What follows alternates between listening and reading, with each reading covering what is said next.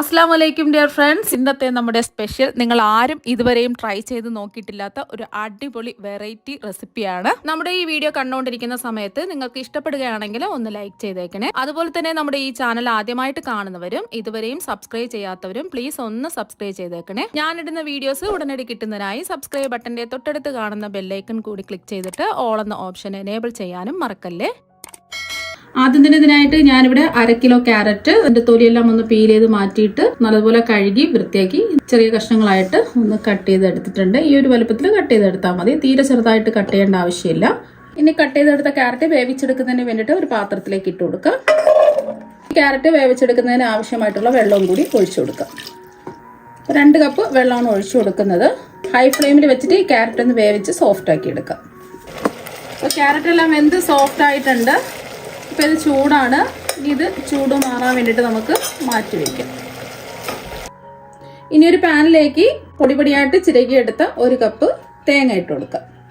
തേങ്ങ ചിരകി എടുക്കുന്ന സമയത്ത് അതിന്റെ വെള്ള ഭാഗം മാത്രം എടുക്കുക, ബ്രൗൺ ഭാഗം എടുക്കരുത്. അപ്പോൾ നമ്മൾ തേങ്ങ ചിരകി എടുക്കുന്ന സമയത്ത് കുറച്ച് വലിപ്പമുള്ള എടുക്കുന്ന തേങ്ങയാണെന്നുണ്ടെങ്കിൽ ജസ്റ്റ് മിക്സിയിലെ ചെറിയ ജാറിലിട്ടിട്ട് ഒന്ന് അടിച്ചിട്ട് ഇതുപോലെ ഒന്ന് റോസ്റ്റ് ചെയ്തെടുക്കുക. ടൈം കുറച്ചിട്ടിട്ട് വേണം റോസ്റ്റ് ചെയ്തെടുക്കാൻ. ഇതിന്റെ നിറം ഒന്നും മാറാൻ പാടില്ല, വെള്ള കളറിൽ തന്നെ ഇത് റോസ്റ്റ് ചെയ്തെടുക്കാം. ഇപ്പൊ തേങ്ങയിലുള്ള ഈർപ്പൊക്കെ മാറി ഇതാ ഡ്രൈ ആയി റോസ്റ്റായി കിട്ടിയിട്ടുണ്ട്. ഇപ്പൊ നല്ല ചൂടാണ്, ചൂട് മാറാൻ വേണ്ടിയിട്ട് വേറൊരു പാത്രത്തിലേക്ക് മാറ്റി വെക്കാം. ഇപ്പൊ റോസ്റ്റ് ചെയ്തെടുത്ത തേങ്ങയുടെ ചൂടൊക്കെ മാറിയിട്ടുണ്ട്. ഇനി മിക്സിയിൽ ഡ്രൈ ആയിട്ടുള്ള ചെറിയ ജാറിലേക്ക് ഇട്ട് കൊടുക്കാം. ഇനി നല്ലോണം ഒന്ന് പൊടിച്ചെടുക്കാം. ഇപ്പൊ ഇതാ പൊടിച്ചെടുത്തിട്ടുണ്ട്. ഈ ഒരു രീതിക്ക് പൊടിച്ചിട്ടെടുക്കാം. ഇപ്പൊ നമ്മൾ വേവിച്ചെടുത്ത ക്യാരറ്റിന്റെ ചൂടൊക്കെ മാറിയിട്ടുണ്ട്. ക്യാരറ്റ് വേവിച്ചെടുത്തപ്പോൾ കുറച്ച് വെള്ളം ഇതാ ബാക്കിയുണ്ട്. ഒരു 1/4 കപ്പ് വെള്ളമൊക്കെ വരുള്ളൂ. ആ വെള്ളത്തോടു കൂടി തന്നെ ഈ ചൂട് മാറിയ ക്യാരറ്റ് മിക്സിയുടെ ജാറിലേക്ക് ഇടാം. ഇനി ഇതിലേക്ക് 250 ml കപ്പിന് 1/2 കപ്പ് പഞ്ചസാര ഇട്ട് കൊടുക്കാം. പഞ്ചസാരയ്ക്ക് പകരം ശർക്കരയിലും റെഡിയാക്കി എടുക്കാം. കുറച്ചും കൂടെ നല്ലതും കാണാൻ ഭംഗിയും പഞ്ചസാരയിൽ ചെയ്തിട്ട് എടുക്കുമ്പോഴാണ്. ഇനി ഒരു 1/4 കപ്പ് കോൺഫ്ലവർ ചേർത്ത് കൊടുക്കാം. കോൺഫ്ലവറിന് പകരം വറുത്ത പച്ചരിപ്പൊടി വേണമെങ്കിലും ചേർത്ത് കൊടുക്കാം. കുറച്ചും കൂടെ നല്ല ഗ്ലേസിക്കും കാണാൻ ഒരു ഭംഗിക്ക് വേണ്ടിയിട്ടാണ് കോൺഫ്ലവർ ചേർത്ത് കൊടുത്തിട്ടുള്ളത്. ഒരു 3 ടേബിൾ സ്പൂൺ കോൺഫ്ലവർ ആണ്, 1/4 കപ്പ് കോൺഫ്ലവർ. ഇനി ഇതെല്ലാം കൂടെ നല്ലതുപോലെ ഒന്ന് അരച്ചെടുക്കാം. കട്ടകളൊന്നുമില്ലാതെ നല്ല സ്മൂത്ത് ആയിട്ട് ഇത് അരച്ചെടുത്തിട്ടുണ്ട്. ക്യാരറ്റ് വേവിച്ചെടുത്തത് കൊണ്ട് പെട്ടെന്ന് തന്നെ ഇത് അരച്ചെടുക്കാൻ പറ്റും.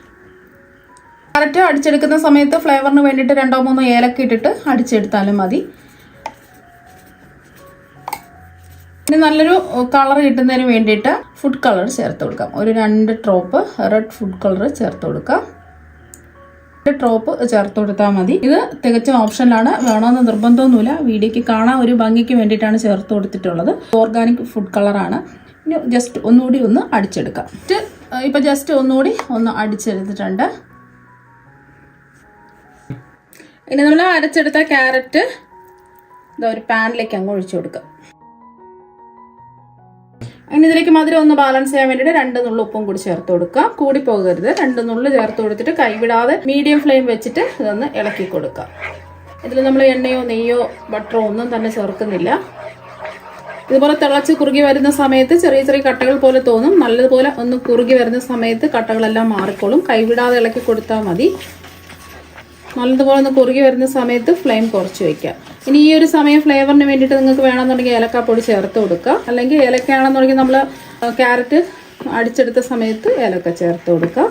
അപ്പം ഞാൻ ഫ്ലേവറിന് വേണ്ടിയിട്ട് 1 ടീസ്പൂൺ വാനില എസൻസ് ആണ് ചേർക്കുന്നത്. വാനില എസൻസ് ചേർക്കുമ്പോൾ കുട്ടികൾക്കൊക്കെ കഴിക്കാൻ നല്ല ഇഷ്ടമുണ്ടാവും. വീണ്ടും ഇളക്കി കൊടുത്തോണ്ടേ ഇരിക്കാം. പെട്ടെന്ന് സിമ്പിളായിട്ട് നമുക്ക് റെഡിയാക്കി എടുക്കാവുന്നതേ ഉള്ളൂ. വീട്ടിൽ ഗസ്റ്റൊക്കെ വരുന്ന സമയത്തും കുട്ടികൾ സ്കൂൾ വിട്ട് വരുന്ന സമയത്തൊക്കെ ഈസി ആയിട്ട് റെഡിയാക്കി എടുക്കാൻ പറ്റുന്ന ഒന്നാണിത്.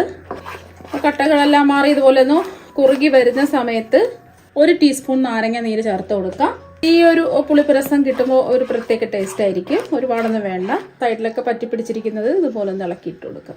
പാനിൽ നിന്ന് വിട്ട് വരേണ്ട ആവശ്യമൊന്നുമില്ല. നല്ലതുപോലെ തിളച്ച് ഇതുപോലെ കുറുകി വരുന്ന സമയത്ത് നമുക്ക് ഫ്ലെയിം ഓഫ് ആക്കാം. പാനിൽ നിന്ന് വിട്ട് വരേണ്ട ആവശ്യമൊന്നുമില്ല. ഈ ഒരു രീതിക്ക് വേണം റെഡിയാക്കി എടുക്കാൻ. ഇനി ഫ്ലെയിം ഓഫ് ആക്കിയിട്ട് ഇത് ചൂട് മാറാൻ വേണ്ടിയിട്ട് നമുക്ക് വെക്കാം.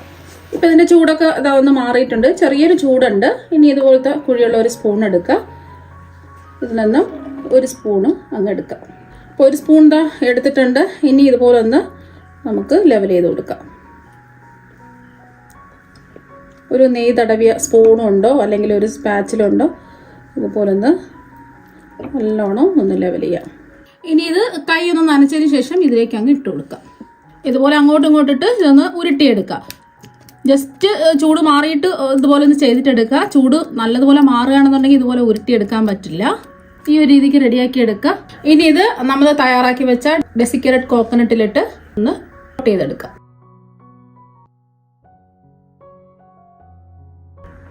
ഇതിൻ്റെ സൈഡൊക്കെ ഇതുപോലെ ഒന്ന് ലെവൽ ചെയ്ത് കൊടുക്കുക. ഈ ഒരു രീതിക്ക് നമുക്ക് റെഡിയാക്കി എടുക്കാം. ബാക്കിയെല്ലാം ഇതുപോലെ തന്നെ റെഡിയാക്കി എടുക്കാം.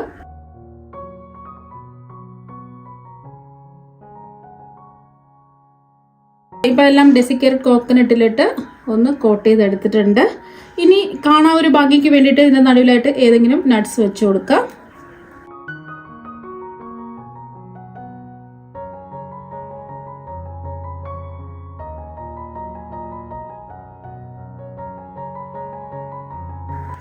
ഇനി ഇത് അരമണിക്കൂർ ഫ്രിഡ്ജിൽ സെറ്റ് ചെയ്യാൻ വെക്കാം. അരമണിക്കൂർ ഫ്രിഡ്ജിൽ സെറ്റ് ചെയ്തെടുത്തിട്ടുണ്ട്. അപ്പോൾ കുറച്ചും കൂടെ ഒന്ന് ഉറച്ച് കിട്ടിയിട്ടുണ്ട്. ഇനി ഇതൊന്ന് സ്കൂപ്പ് ചെയ്താണ് ഇതാ കഴിക്കുന്നത്. ഇപ്പോൾ കണ്ടില്ലേ, കാണാൻ തന്നെ നല്ല അടിപൊളിയായിട്ടിരിപ്പുണ്ട്. ഇതാ സ്പൂണ് തൊടുമ്പോൾ തന്നെ നല്ല സ്കൂപ്പ് ചെയ്ത് വരുന്നുണ്ട്. അപ്പോൾ നിങ്ങൾ എന്തായാലും ക്യാരറ്റ് വെച്ചിട്ട് ഇതുപോലെ ഒരു പ്രാവശ്യം ഒന്ന് ട്രൈ ചെയ്ത് നോക്കുക. തീർച്ചയായും നിങ്ങൾക്ക് എല്ലാവർക്കും ഒരുപാട് ഇഷ്ടമാകും. അപ്പോൾ നമുക്ക് മറ്റൊരു വെറൈറ്റി വീഡിയോ ആയിട്ട് വീണ്ടും കാണാം. താങ്ക്